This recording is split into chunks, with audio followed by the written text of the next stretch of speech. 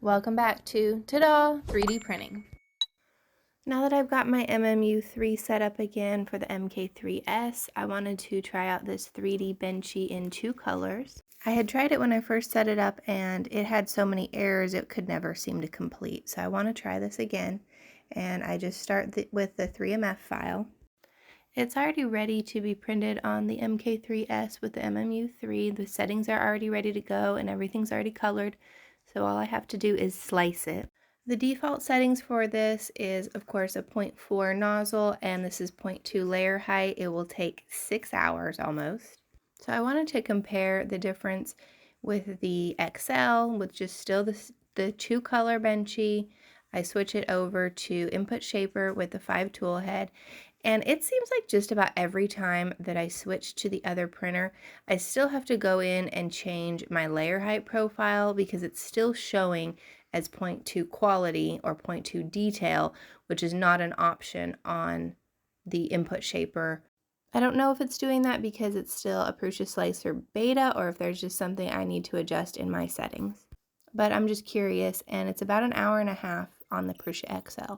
So I get this going on my MMU3. I really wanted to see if I could get this to print all the way through without any errors now that I have removed the buffer and just have a little bit more streamlined setup for my filament. And I don't have any issues. It goes completely through. I don't have to interfere and help it along like I was when I had it set up with the buffer and everything behind it. And these are just stock settings. I didn't change anything else, and I just tried to run it with a couple of colors that I would see a pretty good contrast on if there was any kind of bleeding between the colors. I don't see any stringing in between the tower and the print and any issues with the tower itself. The print looks pretty good. There is a little bit of stringing that you can see in between the windows or the doors, but it's so fine and wispy. I mean, it's surprisingly a little amount of stringing. So in comparison to the XL, I'm not having the same issues with the stringing on the MMU3.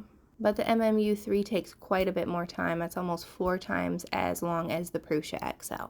And this is what it looks like after printing the pink and the gray.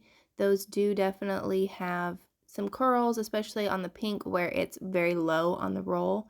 The gray isn't quite as low, but it does still have some curls and just kind of a little bit of messiness. I have not had anything tangle yet, but I am keeping an eye on it, especially for longer prints. And I'm thinking about maybe running the filament underneath the shelves so that I can still use the shelves. It would be nice if they were auto rewind, but auto rewind hanging from a shelf might be a little bit too much to ask for. Let me know your thoughts. Thanks for watching.